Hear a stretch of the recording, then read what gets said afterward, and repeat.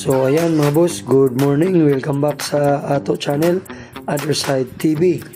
So sa mga bago pa lang sa channel ko, please don't forget to like and subscribe. And please don't forget to click the notification bell para ma-update po kayo sa mga bagong videos ko po. So ayan, balik na naman po tayo sa ating tradisyon na libreng sakay every 5 PM po ng hapon. Dito lang po yan sa Surigao City po. So hanap po tayo ng maswerteng pasahero na ating pong malilibreng sakay. So ito po ay ating ginagawa upang makatulong especially sa mga estudyante po na makatipid man lang kahit sa isang commutan. So ayan, pipili na naman tayo at hahanap tayo ngayon.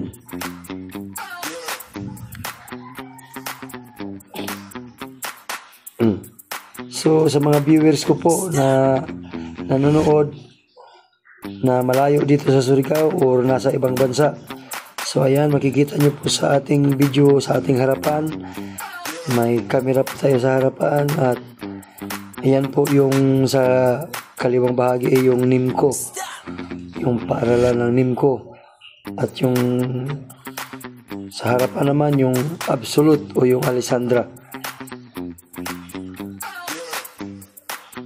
So ayan po yung Surigao City ngayon, no? Makikita nyo po.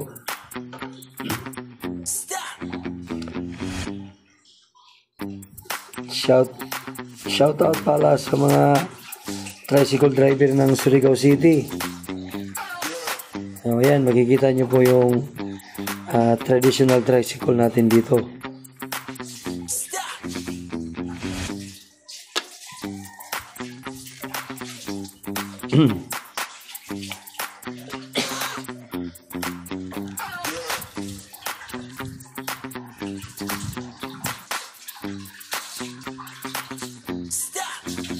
So ayan naman po, dyan sa may bandang Amat, yung sa kanang bahagi, nandiyan po yung Simtuko,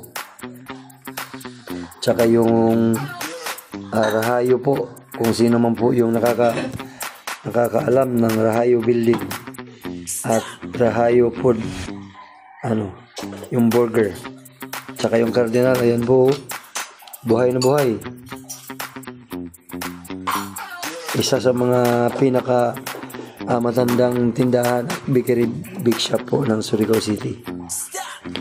So ayan, wala pa tayong nakikita, wala pa tayong nahahanap, magtiyaga lang po tayo. So ito po ay kawang gawa po nating ginagawa at bukas sa ating loob na voluntaryo nating ginagawa ito. Hindi lamang po na nagdadrive tayo, kumikita, nagbibigay din po tayo ng libreng sakay. So ayan,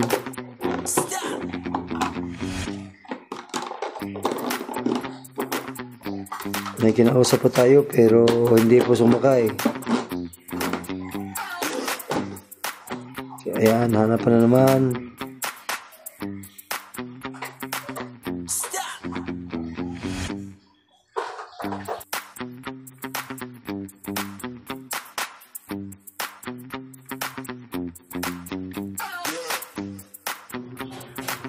So ayan po, may nahanap tayo na pasahero po, taga Barangay San Juan, Purok size po yan, at may dala po siyang isang sako ng harina.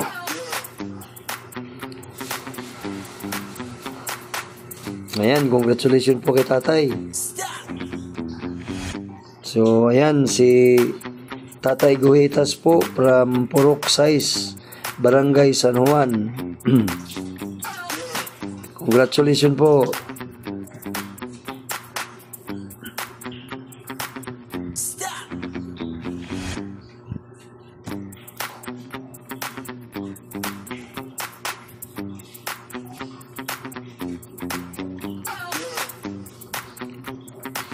Ayan po, nag-usap pa kami ni tatay at sabi niya po na matagal na po siya nakatira sa barangay San Juan. Almost 20 years na daw po.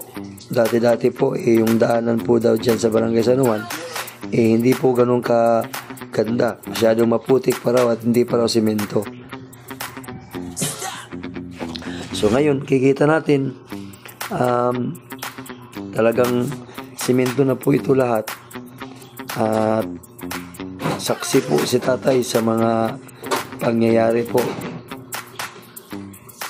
dito sa barangay San Juan. So ayan, God bless po tay. Kita-kita hanggang sa muli. Other Side TV.